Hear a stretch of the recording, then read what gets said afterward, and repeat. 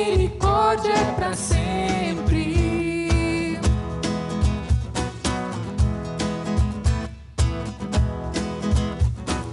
Exaltem Jesus, o Filho, Supremo Criador. Curvem-se diante do Rei dos Reis, com gratidão louvem ao Senhor. O Senhor é bom. O Senhor é bom. O Senhor é bom. O Senhor é bom. O Senhor é bom. Sua misericórdia é para sempre. O Senhor é bom. Sua misericórdia é para sempre.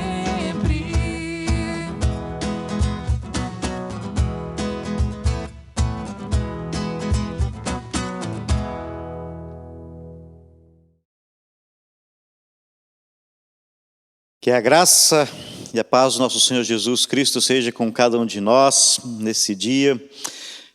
Ainda não podemos nos reunir fisicamente, mas nós cremos nesse Deus que é onipresente, nesse Senhor Jesus Cristo que é Senhor da igreja. E assim nós cremos de que o nosso Senhor não se limita a paredes do templo. E assim podemos ter a certeza da presença do Espírito Santo com cada um de nós, aonde nós estamos. E assim nós estamos em comunhão, mesmo não estando juntos fisicamente, mas estamos em comunhão com o Senhor, estamos em comunhão na nossa fé, crendo e confessando Jesus como nosso Senhor e Salvador. Uma palavra de saudação de Lucas, o capítulo 24, versículo 32, o contexto onde os discípulos de Jesus, depois da crucificação, estavam indo para casa, a caminho de Emaús, e no caminho Jesus vem e caminha com eles, e no versículo 32 vai nos dizer: não estava ardendo nossos corações dentro de nós quando Ele nos falava no caminho e nos expunha as Escrituras? Os discípulos dizem: como assim? Jesus esteve com nós, falou e não nos ardeu o coração? Muitas vezes é assim, a tristeza, a angústia fecha os nossos olhos, nossos ouvidos e assim também os nossos sentimentos. Nesses dias difíceis que estamos vivendo, a oração é que não sejamos sufocados pela angústia, não sejamos sufocados pela tristeza, e que assim a palavra de Deus possa nos dar esperança. Esses discípulos foram despertados pela palavra, pela presença do Senhor Jesus. Que assim também seja comigo e contigo. Nós também queremos estar agradecendo a todas as pessoas que de uma forma ou de outra têm se envolvido para poder estar tendo atitudes generosas. Eu tenho me alegrado de uma forma tremenda de ver pessoas trazendo alimento, de ver pessoas se envolvendo, indo, buscando, colocando à disposição o seu tempo, vendo pessoas contribuindo financeiramente, pessoas se colocando à disposição de estar orando, e assim a ABEM, que é a nossa associação aqui dentro da paróquia, que tem atendido e que tem assim suprido a necessidade de muitas pessoas já há anos, mas nesse momento a ABEM tem se feito muito mais presente, e até no dia de hoje nós já atendemos mais de 140 famílias com alimento. Então nós queremos agradecer a cada pessoa que tem contribuído, agradecer a cada pessoa que tem se envolvido. E a campanha continua, você é convidado a continuar se envolvendo, convidando outras pessoas. para que também através do nosso gesto as pessoas possam experimentar o amor de Deus. Assim também é bonito de ver várias pessoas se envolvendo na confecção de máscaras para serem doadas a pessoas, como também aos profissionais da saúde. Somos gratos a essas pessoas que têm colocado o seu equipamento, têm colocado à disposição o seu tempo. É bonito de ver.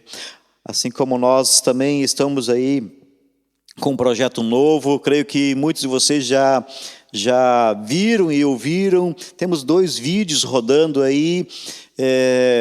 Um vídeo onde nós estamos nos colocando à disposição de estar cuidando daqueles que têm cuidado da população de Pelotas. Nós queremos estar nos colocando à disposição de estar orando pelas pessoas que estão cuidando. Esse é o primeiro vídeo.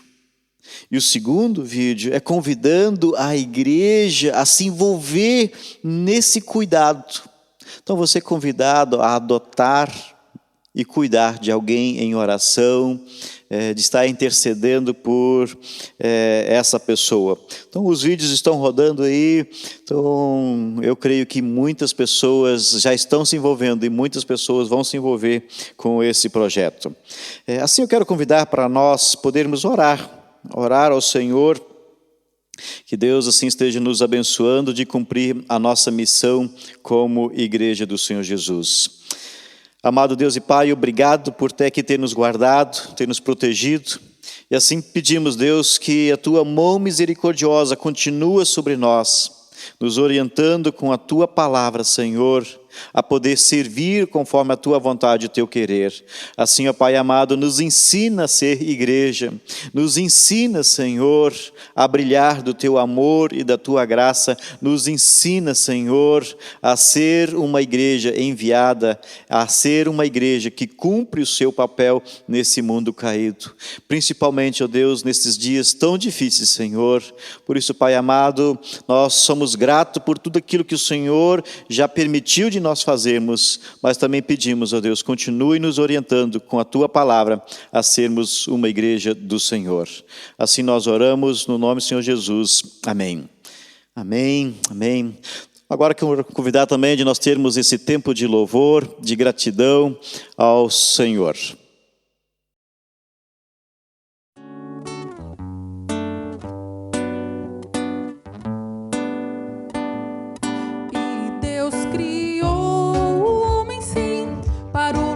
Da sua glória, mas este homem preferiu não dar louvor para sua glória.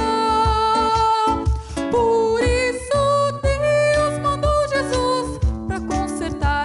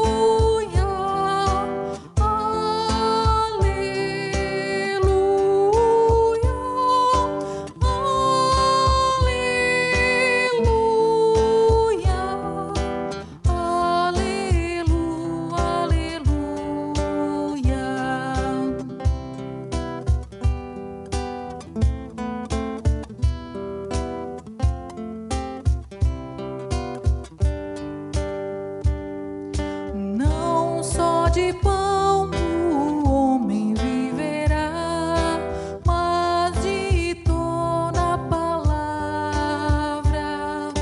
que procede da boca de Deus. Aleluia, aleluia,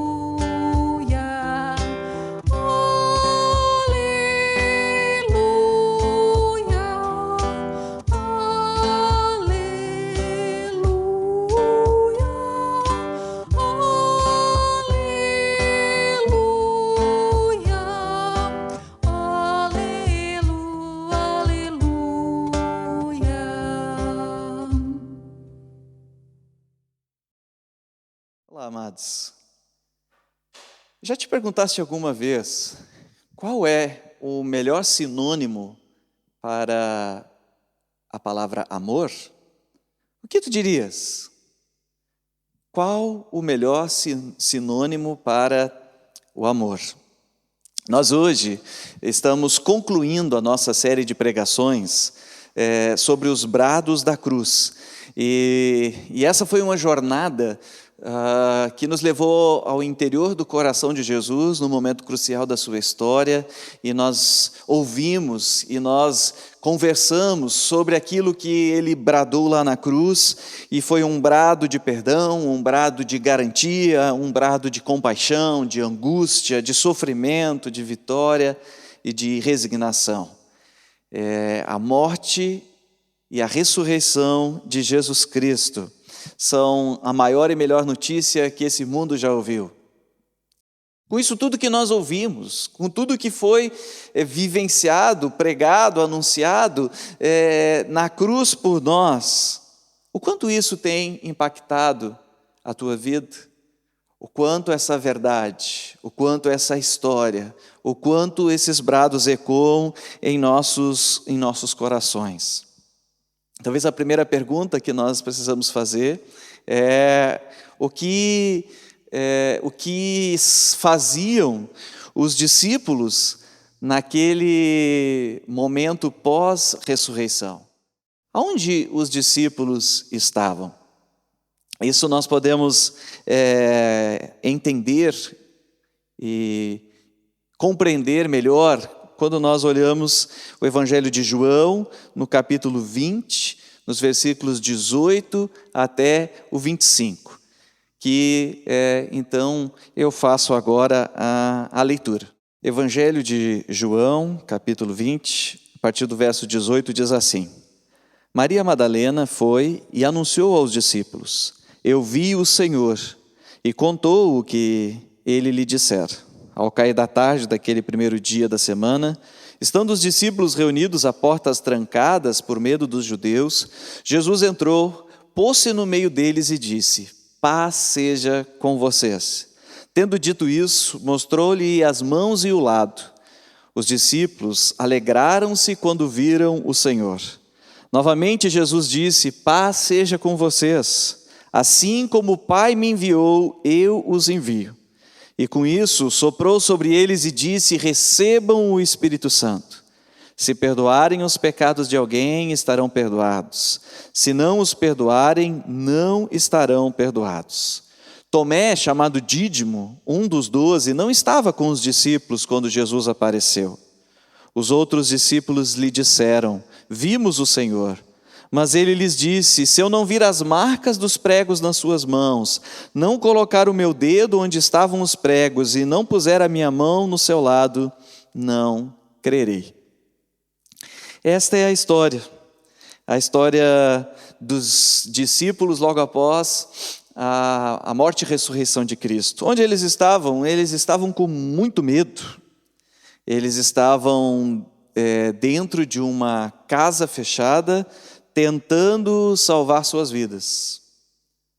Talvez sem muitas expectativas, sem saber direito quando a vida deles voltaria ao normal, sem saber como as coisas continuariam a partir dali. E se nós continuamos lendo essa história, vemos que logo em seguida eles vão pescar. De alguma maneira, alguns deles estavam tentando retornar devagarinho às suas atividades profissionais, mesmo tendo ouvido falar acerca da ressurreição do Senhor. eles ainda não tinham entendido verdadeiramente o que isso significava. Eles não tinham compreendido que o mundo, a partir daquele momento, nunca mais seria da mesma forma, porque ali havia acontecido o evento que transformaria a história da vida deles e a história do mundo. Naquele instante, os discípulos estavam assim. É interessante que nós poderíamos traçar uma série de paralelos com os nossos dias. Casas fechadas, muitos com medo, sem entender o que está acontecendo, sem muitas expectativas, e outros, quem sabe, tentando retomar as suas atividades. Assim estavam os discípulos. E qual é a boa notícia do evangelho dessa história? É que Jesus surge no meio deles, na situação em que eles se encontram, nas suas portas trancadas, nas suas casas. Jesus vai ao encontro deles e diz: paz seja com vocês. Olha que coisa maravilhosa. O que significa isso? Significa que Jesus conhece os nossos corações, e conhece a nossa vida e a nossa história, e conhece o nosso mundo, e Ele sabe que mais do que outras coisas, naquele momento os discípulos precisavam experimentar paz. Eu e você precisamos experimentar paz, e Jesus disse a eles e diz a todos nós: paz seja com vocês. E qual é a paz? A paz que o mundo não pode dar, a paz que excede todo o entendimento, a paz que não depende das circunstâncias. E quem está oferecendo essa paz? O príncipe da paz. Ou como o próprio apóstolo Paulo diz, Ele é a nossa paz. A paz que Jesus ofereceu aos seus discípulos naquele momento e que Ele oferece a mim e a você, ela não depende das circunstâncias. Por isso, ouça você aí na sua casa: a paz do Senhor encha a tua vida e a tua casa nesse dia e nesses dias de dificuldade e de aflição. Jesus se apresenta a eles e vai ao encontro deles e lhe deseja essa paz, e ao mesmo tempo Ele mostra a eles as marcas da cruz. Ele mostra para os discípulos o que Ele foi capaz de sofrer, de fazer. O seu poder, o seu sofrimento, o seu comprometimento, a sua entrega, mas especialmente o seu amor, estão marcados agora em si mesmos, mesmo depois da ressurreição. Isso era visível e palpável, os sinais da cruz. Por isso os brados ecoaram e agora as marcas eram visíveis. Um ensinamento para a igreja do Senhor hoje, para mim e para ti, já a partir deste momento da nossa história. Palavra e ação nunca estiveram desvinculadas no ministério de Jesus. Jesus anunciou e viveu o Evangelho. E é interessante que Jesus repete: paz seja com vocês, pelo menos mais 2 vezes. Paz seja com vocês, Ele diz no primeiro momento e mostra o lado, e diz novamente para eles: paz seja com vocês. Tomé não está com eles naquele momento, e eles contam para Tomé que tinham visto Jesus. Tomé não consegue acreditar, e depois, uma semana depois, Jesus se apresenta a eles de novo, e ele diz a mesma coisa, agora com Tomé junto com eles: paz seja com vocês. A partir da segunda vez que ele fala, paz seja com vocês, ele diz também: agora eu vos envio. O Pai me enviou e agora eu vos envio. Jesus envia para quê? Envia agora os seus discípulos para continuarem a sua missão, para pegarem a sua cruz e seguirem vivendo e anunciando o Evangelho da morte e ressurreição de Cristo. O que Jesus está dizendo agora para os discípulos trancados, com medo, sem muitas expectativas, é: gente, precisamos levantar. Existe missão a ser feita. Existem pessoas que precisam ouvir dessa verdade, e essa verdade precisa ser declarada em palavra e em ação. Nesses últimos dias, muitos artistas, sejam eles evangélicos ou, enfim, outros tantos cantores e também pregadores, né, têm enchido aí a nossa internet de lives. E numa dessas lives aí desses dias de cantores, eu ouvi uma canção que é bastante conhecida e que a letra me chamou muita atenção. E eu fui atrás dela para compreender mais um pouco. O nome da canção é Sinônimos. Ela é composta por César Augusto e Cláudio Noan, e famosa aí na voz do Zé Ramalho, então do Chitãozinho e Chororó. Diz assim: quanto tempo o coração leva para saber que o sinônimo de amar é sofrer? No aroma de amores pode haver espinhos. É como ter mulheres e milhões e ser sozinho. Na solidão de casa descansar, o sentido da vida encontrar. Ninguém pode dizer onde a felicidade está. O amor é feito de paixões e quando perde a razão, não sabe quem vai machucar. Quem ama nunca sente medo de contar o seu segredo. Sinônimo de amor é amar. Quem revelará o mistério que tem a fé e quantos segredos traz o coração de uma mulher? Como é triste a tristeza, mendigando um sorriso. Um cego procurando a luz na imensidão do paraíso. Quem tem amor na vida, tem sorte. Quem na fraqueza sabe ser bem mais forte. Ninguém sabe dizer onde a felicidade está. O amor é feito de paixões e quando perde a razão, não sabe quem vai machucar. Quem ama nunca sente medo de contar o seu segredo. Sinônimo de amor é amar. Eu comecei essa pregação perguntando a você: qual é o melhor sinônimo para amor? Segundo essa canção, o melhor sinônimo para amor é amar. E olha que interessante como algumas coisas conectam com os nossos dias, conectam com os dias dos apóstolos e nos fazem pensar. Ele diz: quanto tempo que as pessoas levam para entender o que é o amor?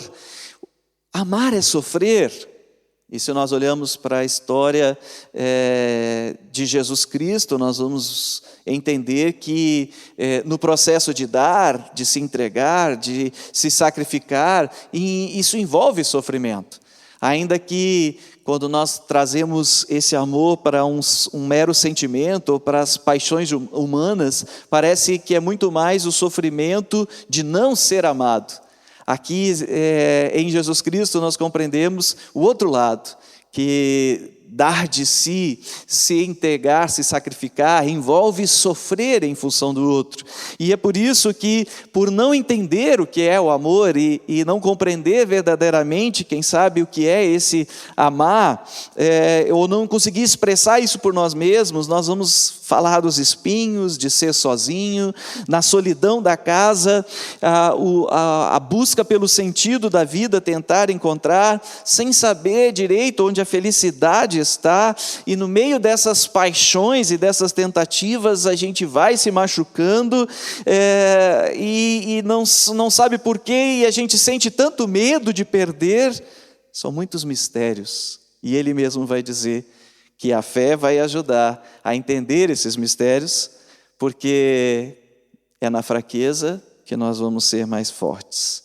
E aí nós já vamos chegando perto daquilo que é a nossa mensagem, a mensagem do Evangelho, diferente do que ele está falando aqui. O sinônimo de amor verdadeiramente é amar. Nietzsche se declarou um ateu, e em uma das suas frases famosas a respeito do cristianismo, ele diz: eu poderia acreditar em seu Salvador se os cristãos parecessem mais salvos. Eu poderia acreditar em seu Salvador se os cristãos parecessem mais salvos. Se nós temos a expectativa de que as pessoas vão acreditar nesse segredo que nós temos para contar, nós temos um segredo, nós sabemos onde a felicidade está, nós sabemos quem é a resposta, nós sabemos que quem pode aproveitar a nossa fraqueza e fazer disso uma grande força é o Senhor. Agora, para que as pessoas creiam na mensagem que nós temos para proclamar, elas precisam perceber que isso é verdade na nossa vida, na nossa história. E por isso, parecer mais salvo é tomar a cruz sobre nós, é ouvir o que Jesus tinha dito para os seus discípulos: quem quiser me seguir, renuncie a si mesmo, tome a sua cruz e siga-me. Mateus 16, 24, é deixarmos as armas de lado, é deixarmos outras coisas tantas e abraçarmos a cruz, não apenas como meio de salvação, mas como estilo de vida. Os cristãos são aqueles que tomaram a cruz e assumiram a cruz como o seu estilo de vida. E aí, amados, está algo que esse mundo está precisando. Somente quando os cristãos verdadeiramente assumirem a cruz, nós podemos trazer esperança para esse mundo ferido. E a melhor forma de o mundo compreender o que significa essa mensagem da cruz é se eles puderem enxergar isso na maneira como eu e você falamos, mas especialmente como nós vivemos esse evangelho. W.E. Orchard escreveu que é necessário uma igreja crucificada para apresentar um Cristo crucificado perante os olhos do mundo. O que significa isso? O que Jesus quis dizer quando afirmou que nós precisamos carregar a nossa cruz? Infelizmente isso é muito comum, entendido de forma equivocada, pensando que são as mazelas desse mundo que nós temos que carregar, são situações aí simples do dia a dia, dificuldades, enfermidades, relacionamentos truncados, que são a cruz que temos que carregar. Não, nós temos que olhar para Jesus e entender o que significa a cruz a partir do que Jesus passou. E então nós entendemos que não se refere aos problemas normais da vida, se refere àquilo que nós sofremos pelo fato de sermos cristãos e de procurarmos viver como Jesus viveu. E é interessante que Jesus diz: e quando vocês tentarem viver como eu vivi, e quando vocês verdadeiramente forem para as pessoas comigo como eu sou com o Pai, elas vão inclusive odiar você ou vão matar vocês. E foi o que aconteceu com todos aqueles discípulos amedrontados. Eles procuraram viver o Evangelho, anunciar o Evangelho, e o mundo do seu tempo não creu. Desses discípulos todos, dos primeiros, todos morreram por causa da sua fé, mas eles não desistiram de amar. Eles não desistiram de anunciar. E é isso que nesse momento nós precisamos compreender. O mundo precisa desta verdade e que vai ser expressa de maneira clara nesse momento da história, se nós, igreja, o fizermos em palavra e em ação. Carregar a cruz significa abrir mão de si em favor do outro. Significa estar disposto a sofrer pessoalmente pelo bem-estar dos demais. Significa dar de si mesmo, dar o melhor de si. Significa perdoar mesmo aqueles que nos fazem muito mal. Significa dar novas chances. Significa perceber que aqueles que estão à nossa volta estão sofrendo de maneira solitária e ajudá-los a conectá-los com Deus e uns com os outros. Significa compreender que a vontade do Pai é sempre a melhor e aquela que deve prevalecer. Não deveria ser lógico isso para mim e para você, que a partir do que Jesus Cristo fez na cruz, todas as outras coisas tivessem menor valor na nossa vida, independente do custo que isso envolveria, nós estaríamos dispostos a viver dia após dia para a glória de Deus, por aquele que nos salvou? É importante que a gente lembre que Jesus Cristo não salvou o mundo por meio de milagres. Não.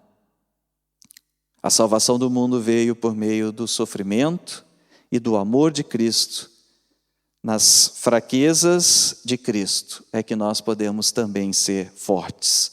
Não é por aquilo que nós podemos, mas é por aquilo que nós somos agora em Cristo Jesus. Por isso o chamado para viver o discipulado é o chamado para viver com Cristo. É para viver a cruz de Cristo. É uma mudança de valores. É uma disposição de nos identificarmos com Cristo na nossa casa, no nosso trabalho, em todos os lugares, ao ponto que as pessoas ficam surpresas ao perceber os valores que carregamos.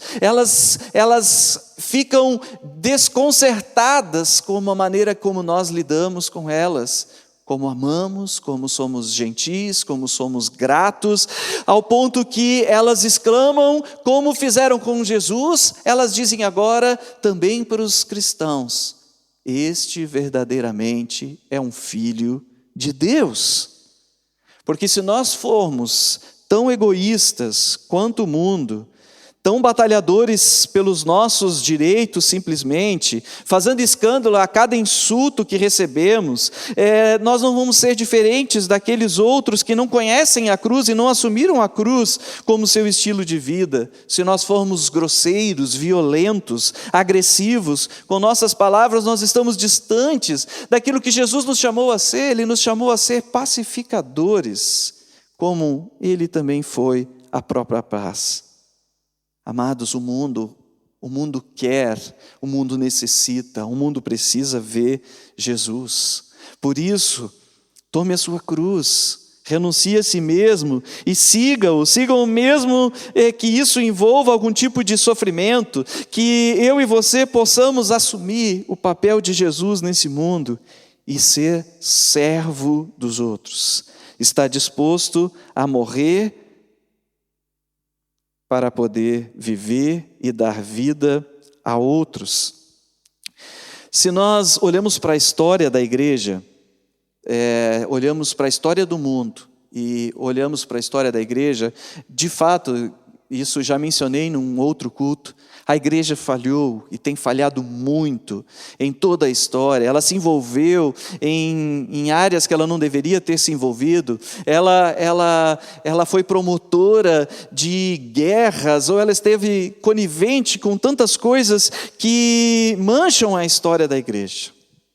Agora, se você for para olhar para essa mesma história, você vai perceber que em momentos cruciais, em momentos de sofrimento, e em momentos que deixaram marcas e um legado na história, os cristãos estavam lá. A história é contada, a história da evangelização do norte da África especialmente, ela traz para a nossa memória algo impressionante. A história diz que muitas e muitas famílias, por não ter condições de criar tantos filhos, ou porque viam algum tipo de defeito nos filhos que nasciam, abandonavam suas crianças pelas ruelas, pelas ruas afora, e eram os cristãos.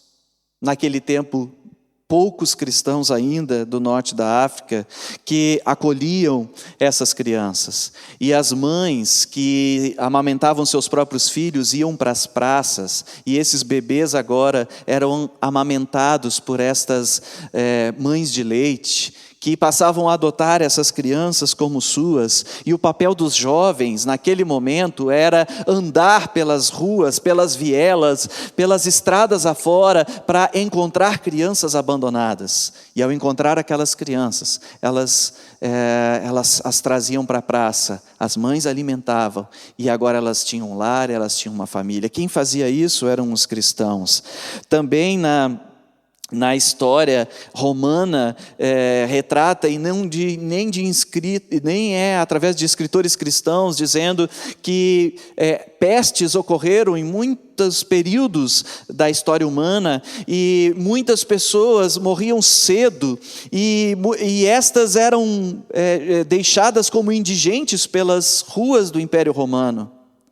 Os cristãos pegavam esses corpos, lavavam esses corpos, se expunham e se arriscavam a sua própria vida para que eles tivessem, no mínimo, um enterro decente. O que aconteceu no norte da África, ela praticamente toda foi evangelizada pelo Senhor e para o Senhor. Os autores pagãos diziam que eles não compreendiam como esses cristãos podiam amar do jeito que eles amavam. E o convite para nós, neste dia, é que nós possamos dar às pessoas o verdadeiro sentido do amor, porque o sinônimo de amor é amar. E que nós possamos amar nesse momento crucial da história com atitudes bem simples, como seguir as recomendações da Organização Mundial de Saúde quanto à higiene, quanto a regras de distanciamento. Eu vejo muitas pessoas que não estão levando a sério. Se você não faz por si, faça pelos outros, faça por amor aos outros. Um gesto simples que nós podemos fazer nesse momento. Temos agora um certo afrouxamento das regras e nós vamos precisar ainda mais. Você que está no comércio, se cuide para o teu próprio bem, mas por amor à tua casa, à tua família, aqueles que trabalham contigo, aqueles que virão ao teu comércio. É um gesto de amor, de prevenção à vida que nós podemos todos fazer.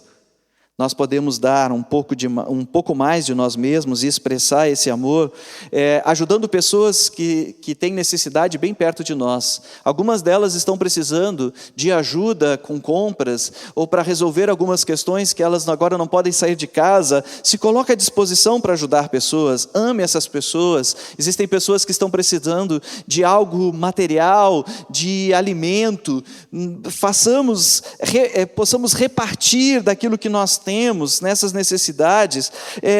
Tem pessoas que estão precisando de companhia e agora não podemos estar tão perto fisicamente. Ligue, faça uma ligação, use o seu celular para chegar perto de pessoas. Tenha atitudes de carinho, de gestos de afeição. Tem histórias bonitas que a gente já tem visto aí circular de pessoas que decidiram dar os presentes da mesma forma para aquelas mulheres que não puderam fazer os seus chás, ou pessoas de aniversário e de repente a campainha soa e os presentes estão todos lá, mesmo sem a festa. Ou seja, existem coisas bem simples que eu e você podemos fazer. Eu e você podemos usar as nossas palavras para abençoar vidas. Nós podemos usar as nossas palavras para reclamar menos e agradecer mais. Nós podemos usar as nossas palavras para orar. Não existe nada melhor na vida que você vai poder fazer com as tuas palavras do que falar com Deus. Orar nesse momento pelas pessoas que trabalham, pelas que estão em casa, pelas que estão doentes, pela cura, enfim, é uma expressão de amor. Confeccionar máscaras e usar as máscaras é uma atitude de amor. Nós podemos doar, nós podemos levar o verdadeiro amor ao mundo, que vem a nós através de Jesus em palavra e ação. Larry Osborne, ele diz que nos dias atuais, duas coisas deixarão marcas profundas no mundo e farão que o mundo respeite a igreja e ouça o que a igreja tem para dizer. Se o mundo puder encontrar na igreja autenticidade da fé e compaixão. Que eu e você possamos falar com convicção daquilo que nós cremos, e possamos viver em amor, porque o sinônimo de amor é amar. E Jesus disse: assim como eu fui enviado, eu vos envio. Amem-se uns aos outros como eu vos amei. E assim estaremos levando a cruz de Cristo. Amém.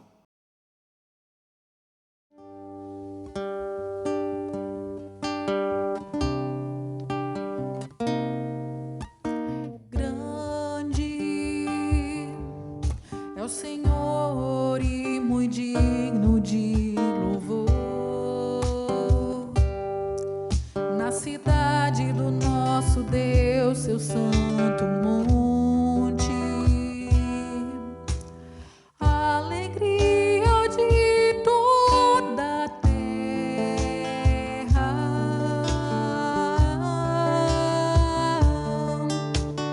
Grande é o Senhor em quem nós temos a vitória,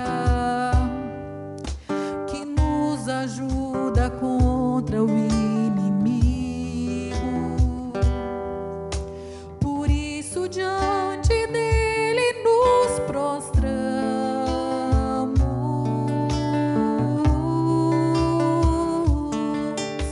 Queremos o teu nome engrandecer e agradecer-te por pobre em nossas vidas. Confiamos em teu infinito amor, pois só tu és o Deus eterno sobre toda a terra e céu.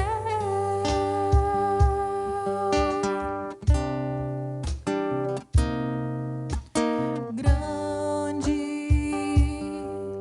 é o Senhor em quem nós temos a vitória, que nos ajuda contra o inimigo. Por isso diante dele nos prostramos.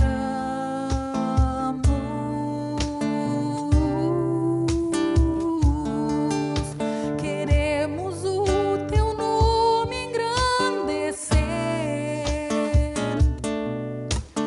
e agradecer-te por pobre em nossas vidas.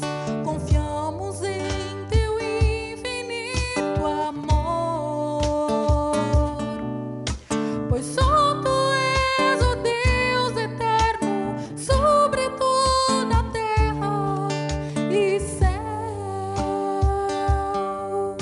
Pois só tu és o Deus eterno sobre toda a terra e céu.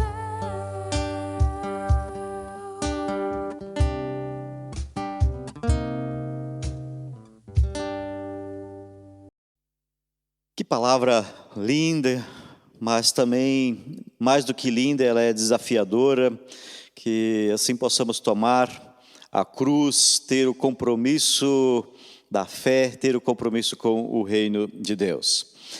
Lembrando que temos o link das crianças, então que você também possa estar aí junto com os teus filhos, junto com a tua família, olhar e ter o seu culto com as crianças. Os nossos cultos ainda continuarão sendo online.